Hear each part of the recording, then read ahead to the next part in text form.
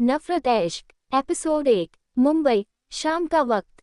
एक लड़की किसी बड़े से मास्टर बेडरूम के फर्श पर बेहोश पड़ी हुई है। उसके दोनों हाथ रस्सियों से बंधे हुए हैं और मुंह पर पट्टी बंधी हुई है। उसका चेहरा उसके बालों से ढका हुआ था। वो कमरा देखने में किसी बड़े से मैंशन का लगता है, जिसमें सारी सुविधा है। कमरे में एक किंग साइज बेड, कुछ एंटीक स्टैचू, एक आरामदायक चेस लाउंज सोफा है। बाहर की तरफ एक सुंदर सी बालकनी है जिसकी तीनों तरफ की साइड वॉल और फ्लोर कांच का बना है।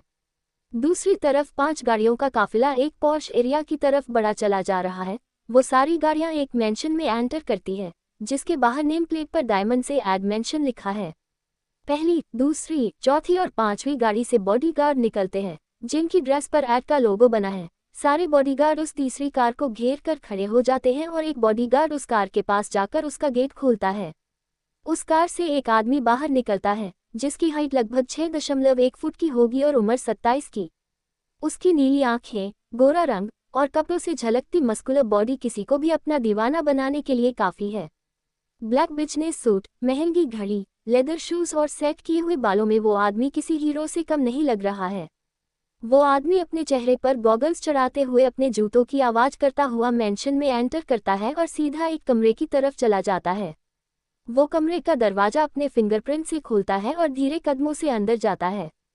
वो उसी बेहोश लड़की के पास आता है और उसे कुछ देर देखने लगता है। वो आदमी अपने पंजों के बल नीचे बैठता है और उस लड़की के बालों को हटाता है। अब उस लड़की का चेहरा उसकी आंखों के सामने था। गोरा रंग, उसकी बड़ी बड़ी आंखें, छोटी सी नाक और पतले गुलाबी होंठ। वो देखने में बहुत खूबसूरत लग रही थी, मानो कोई अप्सरा हो। वो आदमी उसके चेहरे में कहीं खोसा जाता है और अचानक ही उसके मुंह से निकलता है, माय क्वीन। थोड़ी देर बाद वो नाइट स्टैंड से एक पानी का जग उठाता है और उस लड़की के चेहरे पर फेंकता है। पानी गिरने से वो लड़की घबराती हुई होश में आती है और छटपटाने लगती है। जब उसको एहसास होता है कि उसके हाथ बंधे हुए हैं, तो वो जल्दी से अपनी आंखें खोलती है और आवाज लगाने के लिए मुंह खोलती है, पर उसकी आवाज मुंह में ही रह जाती है। उसे एहसास होता है कि उसके मुंह पर भी कपड़ा बंधा हुआ है, जिससे वह घबराते हुए अपने चारों तरफ देखने लगती है, तो वह पाती है कि वह एक अनजान जगह पर है। वो इधर उधर किसी को ढूंढने लगती है, तभी उसकी नज़र उस आदमी के जूतों पर जाती है। वो अपनी नज़रें ऊपर करती है तो उस आदमी को देखकर सहम जाती है। वो आदमी अपने दोनों हाथ अपनी पैंट की जेब में डाले उसे ही अपलक देख रहा था। उसके चेहरे पर इस वक्त कोई भाव नहीं दिख रहे थे, उसकी आंखें बिल्कुल खाली थी। वह आदमी नीचे झुककर उस लड़की के मुंह से कपड़ा खोलता है, फिर उसके हाथों की रस्सी भी खोल देता है। वो लड़की खुद को आज़ाद पाकर उस आदमी से थोड़ा दूर हो जाती है और अपने हाथों पर बने रस्सियों के निशान को सहलाते हुए जल्दी से कहती है, आप कौन हैं? और ये कौन सी जगह है? मुझे यहाँ क्यों लाया गया है? वो आदमी अभी भी अपने पंजों पर बैठे उसे ही एकटक निहार रहा था। उसकी वो गहरी भूरी आंखें जो हर दूसरे पल झपक रही थी, किसी टिमटिमाते तारे की तरह लग रही थी। वो आदमी उसकी आंखों में ही खो गया था कि एक बार फिर वो लड़की उससे सवाल करती है, सुनिए, आप कहाँ खो गए? मुझे बताएं, मैं कहाँ हूँ और आप कौन हैं? वो आदमी उसके सवालों से होश में आता है और खड़े होकर बिना किसी भाव के सर्द आवाज में बोलता है, अश्वत्थ धनराज हूँ मैं और तुम इस वक्त मेरे मेंशन में हो। अश्वत्थ का जवाब सुनकर वह लड़की सहम जाती है और हैरान नजरों से उसे देखने लगती है। वो घबराते हुए अश्वत्थ से कहती है, क्या क्या आप वही अश्वत्थ धनराज हैं जो एशिया के नंबर 1 बिजनेसमैन है? उसकी बात पर अश्वत्थ बिना किसी भाव के अपनी गर्दन हाँ में हिला देता है। उसके जवाब को देखकर वो लड़की डरने लगती है, पर फिर हिम्मत बांधकर अश्वत्थ से कहती है, आप मुझे यहाँ क्यों लाया है? उसके सवाल पर अश्वत्थ कोई जवाब नहीं देता और अपना हाथ उस लड़की की तरफ बढ़ा देता है। अश्वत्थ को अपनी तरफ हाथ बढ़ाता देख वह लड़की और ज्यादा डरने लगती है और थोड़ा पीछे जाने लगती है। उसको पीछे जाता देख अश्वत्थ उसकी तरफ बढ़ने लगता है और एकदम से उसका हाथ पकड़कर उसे खड़ा कर देता है। उस लड़की को तो समझ ही नहीं आता कि अभी उसके साथ क्या हुआ। वो सहमे हुए पीछे जाते हुए अश्वत्थ से कहती है, देखिए, आप प्लीज हमसे दूर रहिए। आप जैसा समझ रहे हैं, हम वैसे नहीं हैं। आप प्लीज हमें जाने दीजिए। उसकी बात सुनकर अश्वत्थ की भौहें तन जाती है। वो उस लड़की की तरफ बढ़ता हुआ सर्द आवाज में कहता है, क्या तुम मुझे बताओगी कि मैं तुम्हें क्या समझ रहा हूँ? उसको अपनी तरफ आता देख वो लड़की उसे रोकती हुई कहती है, प्लीज वहीं रुक जाए, आप दूर होकर हमसे बात कीजिए। हमें ये बताइए, आप हमें यहाँ क्यों लाए हैं? उसकी बात पर अश्वत्थ अपने कदम रोक देता है। और वह बिना किसी भाव के उसे देखता हुआ कहता है, शादी करने के लिए। उसके जवाब पर वो लड़की कंफ्यूज होती हुई अपनी जगह पर ही रुक जाती है।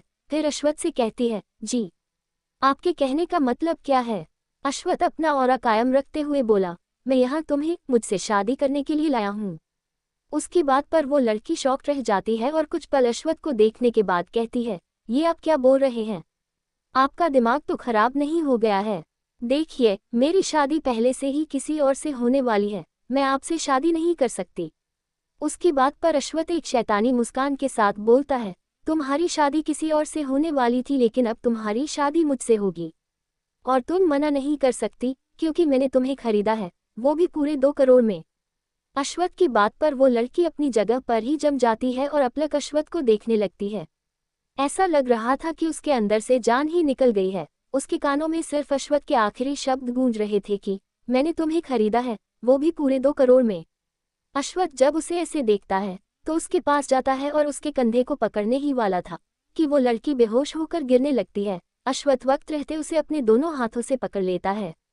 वो उसके चेहरे को थपथपाता है लेकिन उसे होश नहीं आता, तो अश्वथ उसे अपनी गोद में उठाकर बिस्तर पर ले जाता है और डॉक्टर को कॉल करता है। एपिसोड 2 अब आगे। रात 10 बजे उस लड़की को धीरे धीरे होश आता है। वो अपनी आंखें खोलती है तो उसे ऊपर सीलिंग दिखती है। उसे एक बार फिर अश्वथ की कही बात याद आती है कि उसे अश्वथ ने खरीदा है, जिससे उसकी आंख से आंसू का एक कतरा बह जाता है। वो उठने लगती है कि तभी उसकी नज़र सोफे पर बैठे अश्वथ पर जाती है जो अपने लैपटॉप पर काम कर रहा था। किसी की नज़रें खुद पर महसूस कर अश्वथ अपना सर उठाता है तो देखता है कि उस लड़की को होश आ गया है। वो अपना लैपटॉप बंद करके सोफे से खड़ा होता है और उस लड़की की तरफ अपने कदम बढ़ा देता है और कहता है, क्वीन तुम्हें होश आ गया, चलो अब तुम जल्दी से फ्रेश हो जाओ, साथ में डिनर करते हैं। इतना कह वो उसके पास जाकर खड़ा हो जाता है। अश्वथ उसे कुछ ना बोलता देख उसके गाल पर हाथ रख कहता है, क्वीन तुम मेरी बात सुन रही हो ना?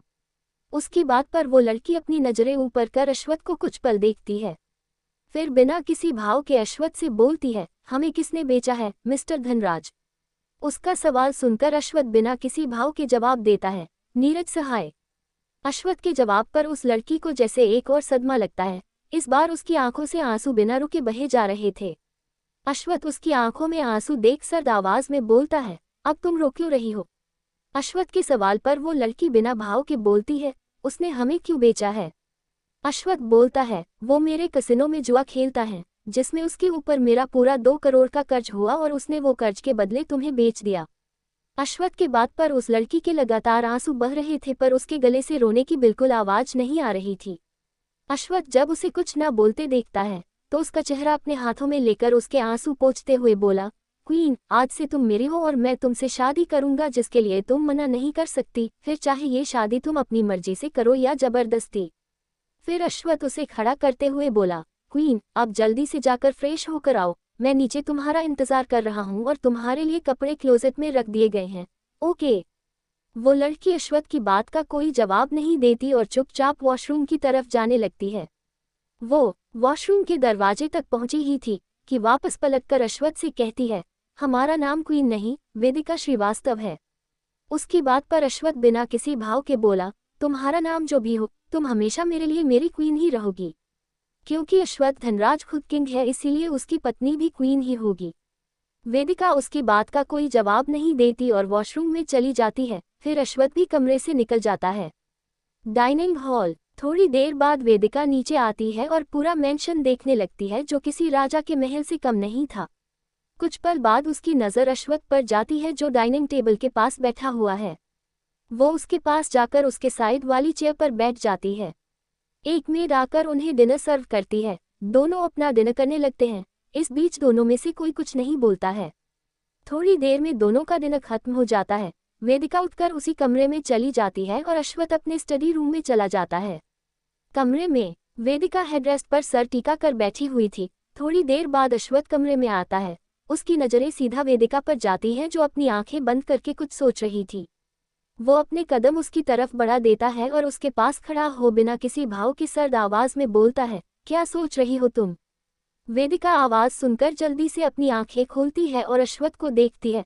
वो एक गहरी सांस लेकर कहती है, सोच रही हूँ कि मेरी जिंदगी का ये कौन सा मोड़ है जिसमें सिर्फ आप और नीरज थे, लेकिन जिंदगी मेरी तबाह होने जा रही है। अश्वत्थ कुछ पल उसके चेहरे को गौर से देखता है, फिर अपना एक हाथ उसके आगे बढ़ा देता है। वेदिका उसके हाथ को देख उसके चेहरे को देखती है, फिर धीरे से अपना हाथ उसके हाथ पर रख देती है। अश्वत्थ उसका हाथ पकड़कर उसे बालकनी की तरफ ले जाता है। अश्वत्थ बालकनी में एंटर करता है, लेकिन अचानक ही उसके हाथ पर ज्यादा फोर्स पड़ता है, तो उसे फील होता है कि वेदिका रुक गई है। वो अपना सर घुमाकर वेदिका को देखता है, तो पाता है कि वेदिका घबराए नजरों से बालकनी की फ्लो को देख रही है। अश्वत्थ समझ जाता है कि कांच का फर्श देखकर उसे डर लग रहा है। वो वेदिका से कहता है, डरो मत, मैं हूं तुम्हारे साथ। इतना कहकर वो वेदिका के हाथ पर अपनी पकड़ मजबूत कर देता है। अश्वत्थ की बात से वेदिका का दिल जोर से धड़कने लगता है। वो अपनी नजरें उठाकर अश्वत्थ को देखती है, तो अश्वत्थ अपनी पलकें झपका देता है। वेदिका उसे देखते हुए धीरे कदमों से बालकनी में एंटर करती है। वो दोनों बालकनी में खड़े हो जाते हैं। वेदिका को अभी भी डर लग रहा था, जिससे उसकी पकड़ अश्वत्थ के हाथ पर मजबूत हो गई थी। अश्वत्थ भी अपनी पकड़ और मजबूत कर देता है। दोनों कुछ देर ऐसे ही आंखें बंद किए खड़े रहते हैं। कुछ पल बाद अश्वत्थ अपनी आंखें खोलकर वेदिका को देखकर कहता है, नीरज सहाय से तुम्हारा रिश्ता क्या है? कौन है नीरज सहाय? क्या रिश्ता है उसका वेदिका से? क्या वेदिका शादी के लिए मानेगी? एपिसोड 3। अब आगे। वेदिका अश्वत्थ के सवाल पर झट से अपनी आंखें खोल अश्वत्थ को देखने लगती है। अश्वत्थ अपलक उसे ही देख रहा था। वेदिका कुछ पल उसके चेहरे को देखती है, जो बिल्कुल शांत था और उस पर किसी भी तरह का भाव नहीं दिख रहा था। वो अपनी नजरें अश्वत्थ से हटाकर चांद को देखते हुए बोलती है, वो मेरा मंगेतर है। अश्वत्थ उसकी बात पर कुछ नहीं बोलता और वो भी चांद को देखने लगता है। थोड़ी देर बाद अश्वत्थ वेदिका को लेकर बालकनी में रखे काउच के पास जाता है और बैठ जाता है। वो वेदिका का हाथ पकड़कर उसे अपनी गोद में बैठा लेता है। अश्वत्थ के इस एक्शन से वेदिका शॉक्ड रह जाती है और एकटक उसे देखने लगती है। उसे जब एहसास होता है कि अश्वत्थ उसकी कमर को सहला रहा है, तब वो होश में आकर उठने की कोशिश करने लगती है।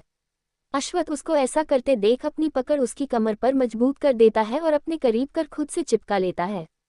वेदिका खुद को अश्वत्थ के इतने करीब देख असहज महसूस करने लगती है। दोनों की सांसें इस वक्त आपस में उलझ रही थी। वेदिका इधर उधर देखते हुए अश्वत्थ से बोलती है, ये आप क्या कर रहे हैं मिस्टर धनराज? प्लीज हमें छोड़ दीजिए। अश्वत्थ उसके चिन के नीचे अपनी एक उंगली रख उसके चेहरे को उठाता है और उसकी आंखों में देखते हुए कहता है, क्यों? क्या तुम अब भी नीरज सहाय से प्यार करती हो? नीरज का नाम सुन वेदिका शांत हो जाती है और एक बार फिर उसकी आंखों में नमी आ जाती है। अश्वत्थ सीरियस एक्सप्रेशन के साथ कहता है, क्वीन, डोंट यू डरे टू क्राई। तुम अब मेरी हो और मैं तुम्हारी आंखों में किसी भी वजह से आंसू नहीं देखना चाहता। वेदिका उसकी बात पर अपने आंसुओं को कंट्रोल करने लगती है।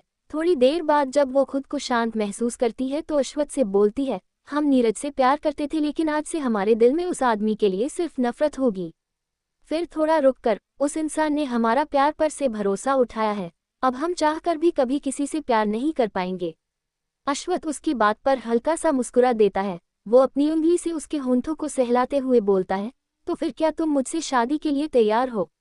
वेदिका बिना किसी भाव के उसे देखती हुई कहती है, लेकिन मिस्ट। उसने इतना ही कहा था कि अश्वत्थ बीच में ही उसकी आंखों में देखते हुए बोलता है, अश्वत्थ, तुम्हारे लिए मैं केवल अश्वत्थ हूँ, मुझे मेरे नाम से बुलाओ। वेदिका उसकी बात सुनकर थोड़ा सहमे हुए कहती है, आप हमसे शादी क्यों करना चाहते हैं? अश्वत्थ। उसका सवाल सुनकर अश्वत्थ के हाथ जो उसके होंठ सहला रहे थे वो रुक जाते हैं। उसके दिमाग में कुछ पुरानी यादें आने लगती हैं। फ्लैशबैक। एक लड़का जो करीब 9 साल का होगा, एक छोटी सी कमरे में बैठा हुआ है। उस कमरे में काफी सारे सिंगल बेड हैं। देखने से वो किसी अनाथालय का कमरा लगता है। तभी वहाँ एक लेडी आती है जो करीब 30 साल की होगी। उसके साथ एक बच्ची भी थी जो देखने में 4 साल की लग रही थी। वो उस लड़के के पास आती है और उससे मुस्कुराती हुई कहती है, राजा बेटा, ये लड़की मुझे रोड पे मिली। शायद ये भी हम सब की तरह अनाथ ही है, तो आज से ये हमारे साथ ही रहेगी। राजा, जिसकी नीली आंखें थीं, वो एक नज़र उस बच्ची को देखता है। वो लड़की डर से उस औरत के पीछे छुपकर उसे देखने लगती है। वो औरत उस बच्ची को डरते देख अपने सामने कर प्यार से उसके गालों पर हाथ रखकर कहती है, बेटा, आपको डरने की जरूरत नहीं है। देखो, अब से आप यहीं हम सबके साथ रहोगी। यहाँ सब आपके दोस्त हैं। राजा के पास जाओ, वो आपका दोस्त बनेगा। उस औरत की बात सुन वो लड़की राजा को देखती है। राजा उस लड़की की तरफ प्यार से अपना हाथ बढ़ाता है। वो बच्ची एक नज़र उस औरत को देखती है तो वो औरत राजा के हाथ की तरफ इशारा कर देती है। वो बच्ची राजा की तरफ देख अपना हाथ राजा के हाथ पर रख देती है। ये देखकर राजा और उस औरत के चेहरे पर मुस्कान आ जाती है। राजा उस बच्ची से कहता है, तुम्हारा नाम क्या है? वो बच्ची जिसकी भूरी आंखें थीं, वो राजा को देखते हुए बहुत मासूमियत से कहती है, मेरा तो कोई नाम ही नहीं है। राजा उसका जवाब सुन मायूस हो जाता है। कुछ पल बाद वो उस लड़की को देख मुस्कुराते हुए कहता है, मेरा नाम राजा है तो आज से तुम्हारा नाम रानी होगा। तुम्हें कैसा लगा अपना नाम? वो बच्ची अपनी आंखें टिमटिमाती हुई मुस्कुराकर कहती है, बहुत अच्छा है, राजा की रानी। उसकी बात पर वो औरत हंस देती है, फिर राजा से कहती है, चलो राजा, आज तुम्हें अपनी रानी भी मिल गई। अपनी रानी का हमेशा ध्यान रखना।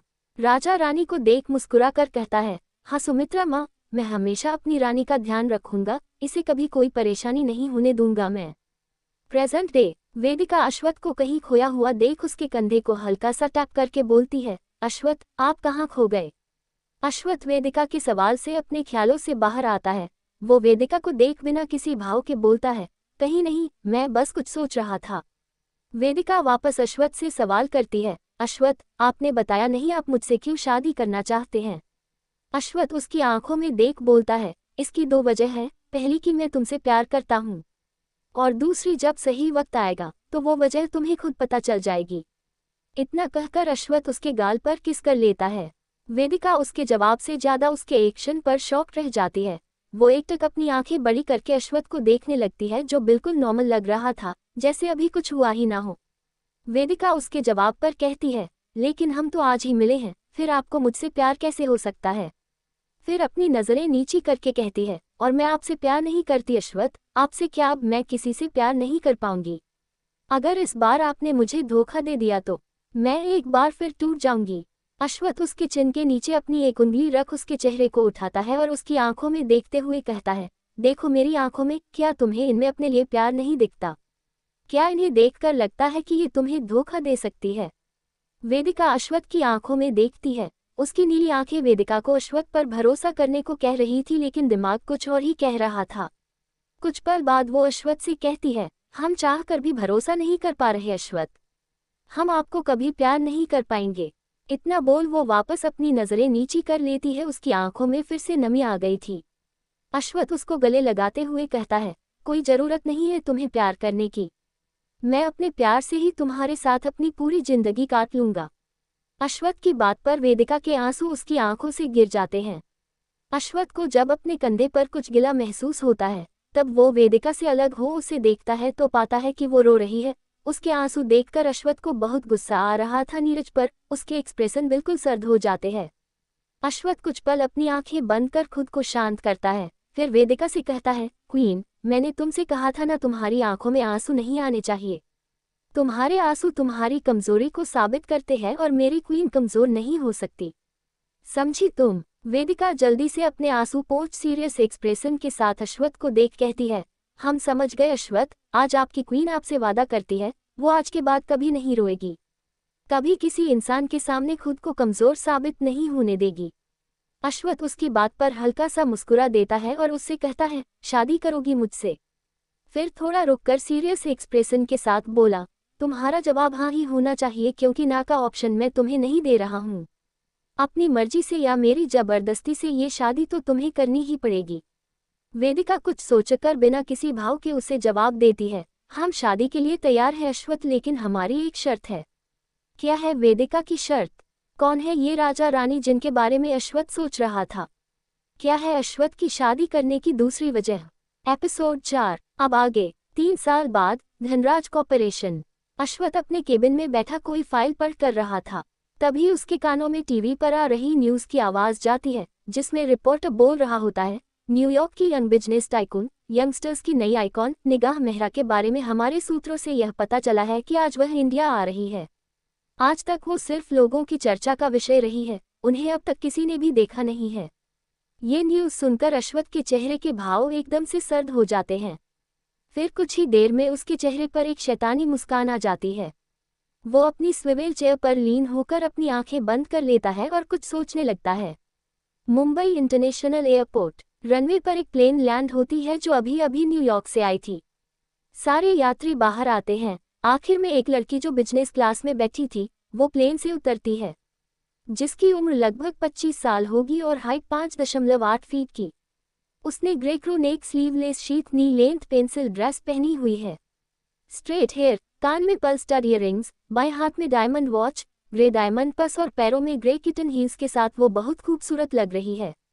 वो लड़की अपने आंखों पर से अपना ब्राउन शेड्स उतारती है और पूरे एयरपोर्ट को अपनी सिल्वर आइज से बिना किसी भाव के बहुत ही गौर से देखती है।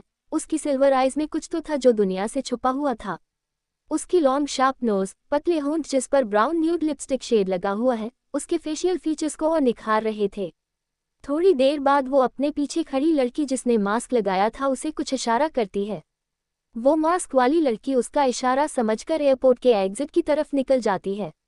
उसके जाने के बाद वो लड़की भी दूसरे एग्जिट की तरफ चली जाती है। वो लड़की जब एयरपोर्ट के अंदर आती है तो देखती है कि उस मास्क वाली लड़की को बहुत सारे रिपोर्टर्स ने घेर रखा है और उससे सवाल पर सवाल किए जा रहे हैं। रिपोर्टर, मिस मेहरा, आपने इतनी कम उम्र में बिजनेस की दुनिया में इतनी जल्दी अपना नाम कैसे बनाया? रिपोर्टर, मिस मेहरा, आप पहली बार इंडिया आए हैं, इसके पीछे क्या कारण है? रिपोर्टर, निगाह मैम, आपने दुनिया से अपना चेहरा क्यों छुपा रखा है? क्या ये आपकी कोई बिजनेस स्ट्रेटेजी है जिससे आप लोगों का हॉट टॉपिक बनी रहे? ऐसे ही बहुत से सवाल वहां खड़े अलग अलग चैनल से आए रिपोर्टर उस मास्क वाली लड़की से कर रहे थे। वो लड़की उस तरफ देखकर एक सार्केस्टिक स्माइल के साथ बोलती है, स्टूपिड रिपोर्टर्स। इतना बोलकर वह एग्जिट से निकल जाती है और जाकर अपनी कार में बैठ जाती है। करीब 2 घंटे बाद उसकी कार एक 35 मंजिले इमारत के सामने रुकती है। वो लड़की कार से उतरती है और बिना किसी भाव के उस बिल्डिंग को देखने लगती है। इस वक्त उसकी आंखों पर उसके ब्राउन शेड्स थे। वो उस पूरी बिल्डिंग को ध्यान से देखती है, फिर अंदर चली जाती है। वो प्राइवेट लिफ्ट में जाकर 34वीं मंजिल का बटन दबाती है। कुछ ही देर में वो 34वीं मंजिल पर पहुंच जाती है। ये फ्लोर बिल्कुल खाली था, यहाँ सिर्फ कुछ बॉडीगार्ड्स और एक केबिन था। वो लड़की अपनी हील्स की आवाज़ करती हुई सीधे उस केबिन की तरफ चल देती है। वो बिना किसी परमिशन के सीधा उस केबिन में घुस जाती है और अपने सामने का नज़ारा देख उसकी भौहें तन जाती है। सामने एक आदमी स्वीवेल चेयर पर बैठा हुआ था और उसके बगल में कोई लेडी एम्प्लॉय खड़ी रही थी जो हल्का सा झुककर उसको कोई फाइल दिखा रही थी। उस लेडी एम्प्लॉय ने इस वक्त एक सफ़ेद शर्ट और अपने घुटनों से ऊपर की पेंसिल स्कर्ट पहनी हुई है। उसकी शर्ट के ऊपर के 3 बटन खुले थे, जिससे उसकी क्लीवेज बहुत अच्छे से नजर आ रही थी। शायद वो एम्प्लॉय उस आदमी को सेड्यूस करने की कोशिश कर रही थी। वही केबिन का दरवाज़ा खुलने से उन दोनों का ध्यान दरवाजे की तरफ जाता है। वो लड़की उन दोनों के सामने ही खड़ी होती है और बहुत बुरी तरह से उस एम्प्लॉय को घूर रही होती है। उस लड़की को देखकर सामने बैठे आदमी के चेहरे पर एक डेविल स्माइल आ जाती है और वो अपनी चेयर पर लीन हो जाता है। वही वो एम्प्लॉय भी उस लड़की को बहुत बुरी तरह घूर रही थी। वो उस लड़की से कहती है, तुम कौन हो और इस तरह बिना परमिशन के केबिन में कैसे आई? उसका सवाल सुनकर वह लड़की अचानक ही डेविल स्माइल करने लगती है और उस आदमी को देखने लगती है। थोड़ी देर बाद वो अपनी नज़रें वापस उस लड़की पर करती है और अपने दोनों हाथ अपने सीने पर बांध सर्द आवाज में बोरियत भरे लहजे कहती है, worst peoples with boring question and bad intentions. फिर थोड़ी देर रुक कर बिना किसी भाव के एक डरावनी आवाज में बोलती है, कम हियर स्वीटी। वो एम्प्लॉय उसकी आवाज से ही डर गई थी, अब उसके पैर कांप रहे थे। उस लड़की की इंटेंस नजरें उसे खुद पर बर्दाश्त नहीं हो रही थी। वो धीरे कदमों से चलकर उसके पास जाती है और अपना सिर झुका लेती है। वो लड़की उसकी शर्ट पर लगा उसका नेम टैग देखती है और सर्द आवाज में कहती है, निशा खन्ना। सो मिस निशा खन्ना, तुम मेरी निगाहों में खटक गई हो और जो निगाह मेहरा की निगाहों में खटक जाता है, निगाह उसकी जिंदगी जहन्नुम बना देती है। वो एम्प्लॉय जिसका नाम निशा था, वो निगाह मेहरा सुनकर शौक हो जाती है और झटके से अपना सिर ऊपर करके उसे देखने लगती है। फिर जैसे ही होश में आती है कांपते हुए निगाह से बोलती है, आई एम सॉरी मैम, मुझे नहीं पता था कि आप हैं, वरना मैं कभी आपसे ऐसे बात नहीं करती। मुझे माफ़ कर दीजिए मैम। निगाह उसे देख एक अफसोस भरे लहजे में बोलती है, TCH TCH TCH। यही तो गलती करते हैं तुम्हारे जैसे लोग, पहले बिना सोचे समझे अपना ये बेकार समूह खोलने की गलती करेंगे, फिर उस गलती के लिए माफ़ी की भीख मांगेंगे। लेकिन निगाह मेहरा की डिक्शनरी में माफ़ी जैसे शब्द ही नहीं है, इसीलिए तुम्हें सजा तो भुगतनी पड़ेगी sweetheart. You are fired, अब तुम जा सकती हो। निगाह ने सीरियस होकर कहा। निशा कुछ बोलने जा रही थी, पर निगाह के चेहरे को देखकर वो कांप गई, जो इस वक्त किसी शैतान से कम नहीं लग रहा था। वो रोते हुए चुपचाप केबिन से निकल जाती है। वही वो आदमी अपनी चेयर पर लीन होकर एक डेविल स्माइल के साथ सब देख रहा था। निगाह उसके पास जाती है और उसके सामने वाली चेयर पर बैठ जाती है। वो भी एक डेविल स्माइल के साथ उसे देखने लगती है। कुछ देर तक केबिन में शांति पसरी रहती है, लेकिन उन दोनों की पर्सनैलिटी उस शांति को काफी डरावनी बना रही थी। कोई भी इस वक्त केबिन में आए तो डर से कांप जाए। थोड़ी देर निगाह को देखने के बाद वो आदमी कहता है, वेलकम टू इंडिया निगाह मेहरा। निगाह उसे देख एक सार्केस्टिक वे में कहती है, and what should I do with your welcome Ashwath Dhanraj. Ashwath भी सार्केस्टिक स्माइल के साथ कहता है, जो तुम्हारा मन करे वो करो। निगाह कुछ देर अश्वथ को वैसे ही देखती है, फिर खड़ी होकर अश्वथ के पास जाती है और उसकी गोद में बैठ अपने लोअर लिप को बाइट करते हुए सिडक्टिव वे में बोलती है, then I want to do something romantic with it. Ashwath Nigah की कमर पर अपनी पकड़ कसते हुए उसके चेहरे के करीब जाकर एक डेविल स्माइल के साथ कहता है, I are trying to seduce me angel. Nigah फिर से सिडक्टिव वे में बोलती है, maybe yes my devil. Ashwath थोड़ी देर निगाह के चेहरे को देखता है, फिर एकदम से उसके होठों पर अपने होठ रख देता है। दोनों काफी वाइल्ड होकर एक दूसरे को किस कर रहे थे। अश्वथ बीच बीच में निगाह के होठों को बाइट भी कर रहा था, जिससे निगाह काफी सिडक्टिव वे में आहें भर रही थी। अश्वथ एक हाथ से निगाह की कमर और दूसरे से उसकी थाई को सहला रहा था। निगाह का एक हाथ अश्वथ की गर्दन के पीछे चल रहा था और दूसरा उसके बालों में फंसा हुआ था। दोनों समय के साथ और वाइल्ड होते जा रहे थे। करीब 40 मिनट के बाद दोनों एक दूसरे से अलग होते हैं। दोनों अपनी सांसों को काबू कर रहे थे और एक दूसरे की आंखों में काफी इंटेंसिटी के साथ देख रहे थे। अश्वथ उसके चेहरे के करीब जाकर फुसफुसाते हुए कहता है, आखिरी बार सोच लो एंजल, वरना तुम बहुत पछताओगी। निगाह भी उसके कान में फुसफुसाते हुए जवाब देती है, शायद मैं पछताना चाहती हूँ। उसका जवाब सुनकर अश्वथ एक डेविल स्माइल करता है और उसके कान में सिडक्टिव वे में कहता है, तो फिर पछताओ। इसी के साथ वो एकदम से निगाह को अपनी बाहों में उठा लेता है और अपने केबिन से अटैच बेडरूम में लेकर चला जाता है। कौन है ये निगाह मेहरा? क्या है अश्वथ और निगाह का रिश्ता? कहाँ है वेदिका? क्या थी वेदिका की शर्त?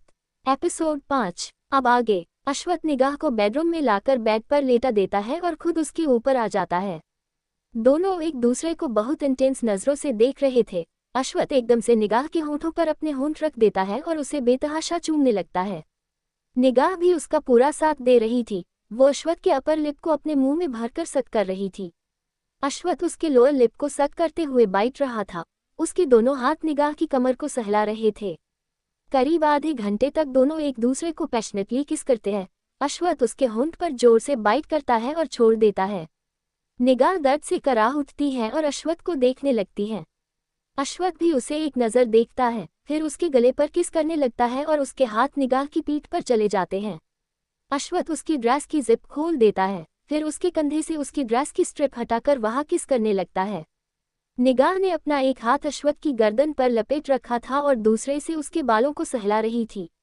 अश्वथ निगाह के कंधों से उसकी ड्रेस की दोनों स्ट्रिप निकल देता है। अब निगाह उसके सामने ब्लैक स्ट्रैपलेस में थी। उसका सीना अश्वथ को कुछ हद तक दिखाई दे रहा था, जिससे उसका गला सूख रहा था। फिर अश्वथ का चेहरा अपने हाथों में भरती है और उसका चेहरा अपने चेहरे के करीब कर सिडक्टिव वे में कहती है, अब मेरी बारी। इतना कहते ही वो अश्वथ को अपने साइड में धक्का देती है और फिर खुद उसके ऊपर आ जाती है। अश्वथ उसे ऐसा करते देख एक डेविल स्माइल के साथ बोलता है, how desperate you are my angel. Nigah Ashwath के चेस्ट पर अपनी एक उंगली फेरते हुए उसके करीब जाकर फुसफुसाते हुए बोलती है, so much for you my devil. इसी के साथ वो अपने होंठ अश्वथ के सीने पर रख देती है और उसे सब जगह चूमने और काटने लगती है।